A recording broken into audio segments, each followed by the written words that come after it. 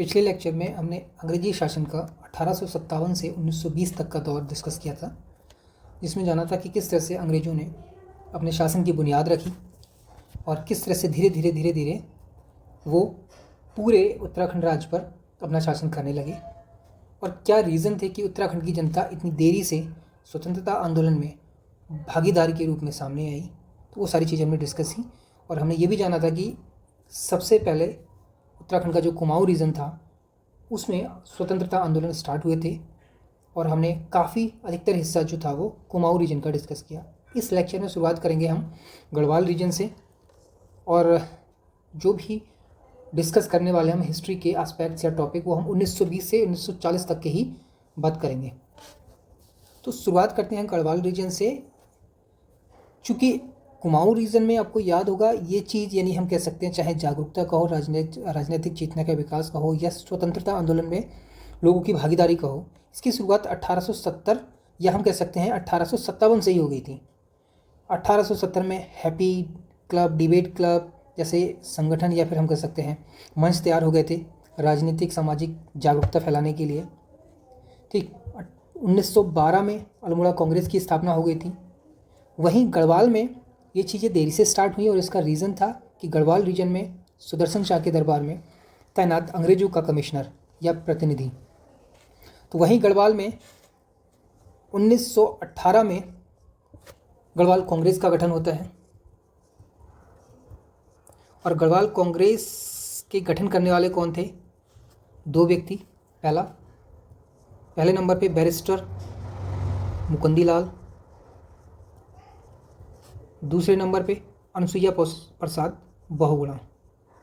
अनुसुईया प्रसाद बहुगुणा।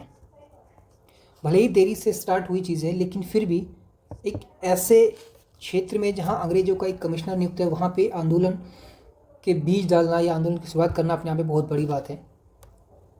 ये वो व्यक्ति हैं जिन्होंने ना कि गढ़वाल कांग्रेस की स्थापना की, बल्कि आपको याद होगा 1919 में कांग्रेस का जो अमृतसर अधिवेशन हुआ था, अमृतसर अधिवेशन कांग्रेस, राष्ट्रीय स्तर पर जो कांग्रेस गठित हुई थी उसकी बात कर रहे हैं हम, उसमें भी इन्होंने हिस्सा लिया था। ठीक है, किसने? इन दोनों व्यक्तियों ने अधिवेशन में हिस्सा लिया। इससे पता चलता है कि बैरिस्टर मुकुंदी लाल या अनुसुईया प्रसाद बहुगुणा ये दोनों को दोनों राष्ट्रीय स्तर के नेता थे। और अब जब उत्तराखंड में आगाज़ हो ही चुका है गढ़वाली कांग्रेस के गठन के बाद, तो फिर यहाँ से शुरुआत हो जाती है गढ़वाल के लोगों की स्वतंत्रता आंदोलन में भागीदारी की। इसके बाद ही एक और नया दौर शुरू होता है 13 जून से 4 जुलाई के बीच का। ये पीरियड मैं स्पेशली मेंशन क्यों कर रहा हूँ? क्योंकि ये वो पीरियड है जिस समय या जिस काल के दौरान दो बड़े दिग्गज नेता भारत के गढ़वाल में या हम कह सकते हैं जगह जगह उत्तराखंड के राज्य में सभाएं करते हैं। और वो कौन थे? गांधी जी और नेहरू, मतलब जवाहरलाल नेहरू जी। नेहरू मतलब JL नेहरू से बात हो रही है। ठीक, जवाहरलाल नेहरू। तो सीधी सी बात है, जब इतने दिग्गज और इतने बड़े स्तर के नेता जब सभाएं करते हैं तो किस स्तर पर राजनीतिक और जागरूकता फैलेगी इसका अंदाज़ा हम खुद लगा सकते हैं। तो इस तरह से क्या होता है, पूरी लहर दौड़ पड़ती है एक देशभक्ति की, अत्याचार या हम कह सकते हैं अंग्रेजी शासन के विरुद्ध आंदोलनों की। इसी के दौरान गांधी जी एक काम और करते हैं। गांधी जी एक जगह पड़ती है उत्तराखंड में, कौसानी, वहाँ ठहरते हैं। मतलब हम कह सकते हैं कि 12 दिन का कौसानी में 12 दिन का प्रवास करते हैं या निवास करते हैं, हम कह सकते हैं। निवास कहो, प्रवास तो नहीं होगा इसमें। ठीक है, 12 दिन का निवास गांधी जी द्वारा। और इस निवास के दौरान ही गांधी जी अनासक्ति योग यहीं पे लिखते हैं। मतलब वैचारिक रूप से खूब मंथन हो रहा है यहाँ पे, समझ सकते हो आप। अनासक्ति योग की रचना यहीं पे होती है कौसानी में। दूसरी जो प्रमुख रचना है वो है गीता की भूमिका, गांधी जी यहीं पे लिखते हैं। ये भी क्वेश्चन पूछे जा सकते हैं, काफ़ी इंपॉर्टेंट है, ध्यान रखना। ठीक, इन दो प्रमुख रचनाओं का श्रेय किसको जाता है? कौसानी को। और कौसानी के जो मतलब हम कह सकते हैं दृश्य थे या जो सुंदरता थी, कौसानी की सुंदरता को देख के गांधी जी ने इसको भारत का स्विट्जरलैंड, क्या बोला, भारत का स्विट्जरलैंड इसकी पदवी दी। किसे? कौसानी को। तो ये याद रखना है, ठीक। इसके बाद आपको याद होगा 29 होते होते हम पहुंच चुके हैं 1930 के दशक में या 1930 के दौर में। और 1930 का वो दौर है जहां बहुत सारी राष्ट्रीय स्तर की घटनाएं होती हैं। अगर सबसे पहले हम बात करें इसके आसपास की, तो आपको याद होगा दिसंबर 1929 में एक लाहौर अधिवेशन हुआ था कांग्रेस का, लाहौर अधिवेशन। इस लाहौर अधिवेशन की विशेषता क्या थी? पहली विशेषता तो आपको याद रखनी कि इसके अध्यक्ष जवाहरलाल नेहरू को चुना गया था। अब ये मैं क्यों बता रहा हूँ, इसलिए बता रहा हूँ क्योंकि लाहौर अधिवेशन के मतलब सपोर्ट में उत्तराखंड में क्या हुआ, क्या स्थिति थी उत्तराखंड में, वो उसकी हम बात करेंगे, ठीक है। जवाहरलाल नेहरू थे इसके अध्यक्ष और इसका जो मुख्य मुद्दा क्या था, स्वराज्य दिवस या स्वशासन की मांग। इसी अधिवेशन में स्वराज्य दिवस मनाने का प्रण लिया गया था और ये दिवस की जो तिथि निश्चित की गई थी वो की गई थी 26 जनवरी 1930। ये आपको याद रखना, 26 जनवरी 1930। तो पूरे देश में 26 जनवरी 1930 को तिरंगा फहराया गया। अब तिरंगा जब पूरे देश में फहराया जा रहा है, उत्तराखंड में इसकी क्या स्थिति हमें वो जानना है। तो अब इसका देखो, उत्तराखंड में लाहौर अधिवेशन में जो बात की गई है, जिसकी जो जिस उद्देश्य की बात की गई, उसके टिहरी को सिर्फ छोड़ के, टिहरी एक इसका अपवाद था, टिहरी को छोड़कर, ना कि टिहरी में। क्यों? क्योंकि टिहरी में कौन था? अंग्रेजों का कमिश्नर बैठा हुआ था। और आप समझ सकते हो कि अंग्रेजी हुकूमत के रहते भारतीय तिरंगा कैसे लहरा सकता है, क्योंकि भारतीय तिरंगा लहराने का प्रतीक ही है भारतीयों का शासन। तो टिहरी को छोड़कर पूरे उत्तराखंड में तिरंगा फहराया गया। अब यहाँ पे समझने वाली बात यही है कि टिहरी क्यों छूटा, वो मैंने पहले ही बता दिया, ठीक है। और पूरे राज्य में तिरंगा फहराया जा रहा है, तो इससे आप अंदाज़ा लगा सकते हो कि राजनीतिक, सामाजिक और जागरूकता का स्तर अब किस लेवल तक पहुँच चुका था, ठीक। इसके बाद आपको याद होगा कि एक मूवमेंट या आंदोलन चला था जिसका नाम था सविनय अवज्ञा आंदोलन। क्या था सविनय अवज्ञा आंदोलन, जिसको इंग्लिश में कहते हैं सिविल डिसओबीडियंस मूवमेंट। इसका मेन मकसद था इस आंदोलन का, वो था नमक कानून, या हम कह सकते हैं नमक बनाकर अंग्रेजी शासन की हम कह सकते हैं, नमक बनाकर अंग्रेजी शासन के कानूनों का विरोध। तो इससे पता चलता है, और इसके लिए शुरुआत किसने की थी? गांधी जी ने। और गांधी जी ने क्या किया था इसके लिए? डांडी मार्च निकाली थी। तो डांडी मार्च या डांडी यात्रा जिसको कह सकते हो, वो क्या थी? वो किसका प्रतीक थी? एक बिगुल थी, किसका? सविनय अवज्ञा आंदोलन का।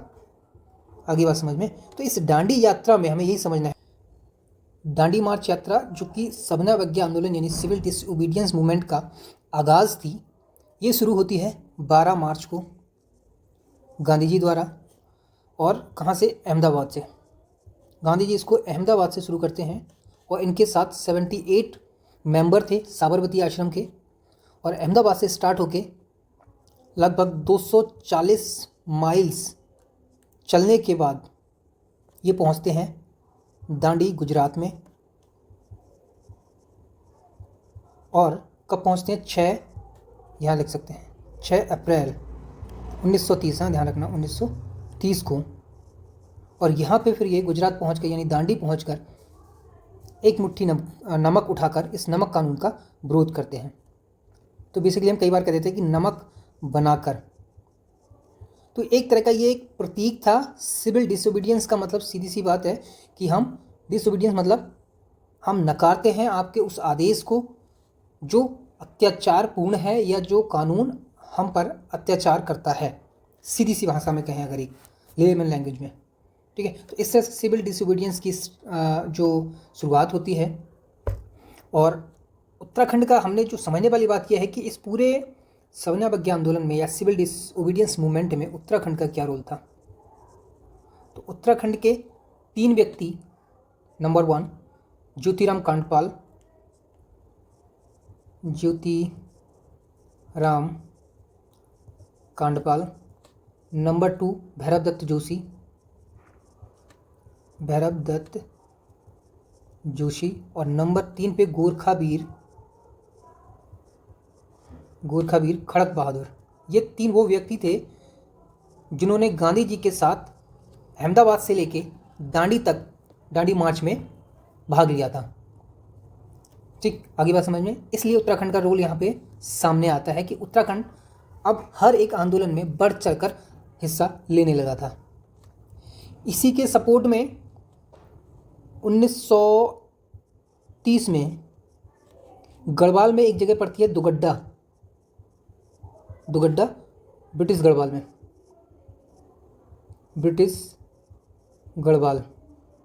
इस दुगड्डा में पहला राजनीतिक सम्मेलन होता है, ध्यान रखो, गढ़वाल का पहला, यानी ब्रिटिश गढ़वाल का पहला, समझने वाली बात है, ब्रिटिश गढ़वाल का पहला राजनीतिक सम्मेलन।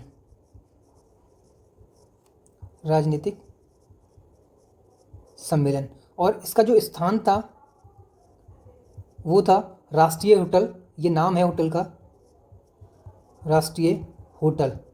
और ये राष्ट्रीय होटल किसका था? धनीराम मिश्र का। वर्तमान में ये होटल धरोहर के रूप में घोषित कर दिया गया है, धनीराम मिश्र का। तो ये था उत्तराखंड का रोल सविनय अवज्ञा आंदोलन में। और आपको याद होगा कि जब सविनय अवज्ञा आंदोलन शुरू हुआ तो केरल, आंध्र प्रदेश, उड़ीसा, असम से लेके बंगाल, बिहार तक इसके सपोर्ट में अलग अलग तरह की मूवमेंट चली। और इसी तरह की एक मूवमेंट चली थी नॉर्थ वेस्ट फ्रंटियर, मतलब अफ़गानिस्तान वाले रीजन में, जिसको हमने बोला था, जिसको लीड कर रहे थे खान अब्दुल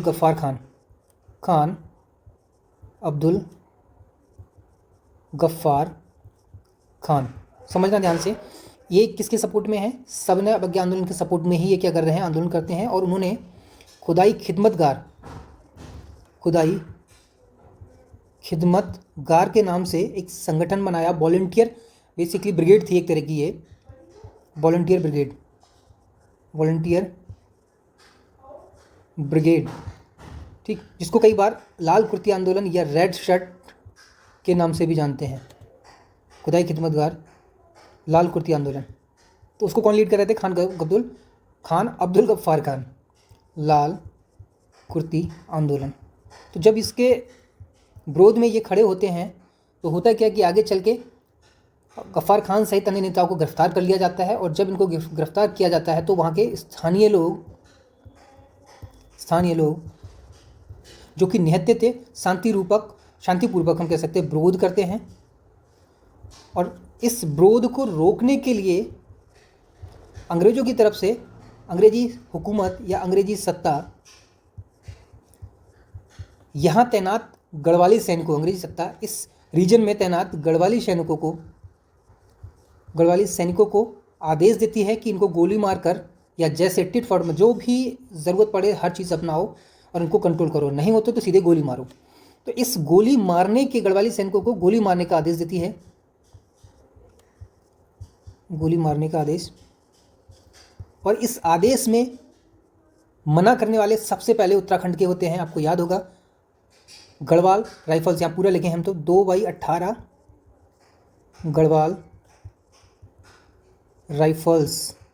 इसके एक सिपाही जिनको बोला गया है, जिनका नाम है, बोला नहीं गया सॉरी, जिनका नाम है चंद्र सिंह गढ़वाली। ये साफ साफ मना कर देते कि निहत्थी जनता पर हम गोली नहीं चला सकते। और इस पूरी घटनाक्रम को एक नाम दे दिया जाता है जिसको बोला जाता है पेशावर कांड। यह है उत्तराखंड की भूमिका जो अब किस स्तर तक पहुंच चुकी है।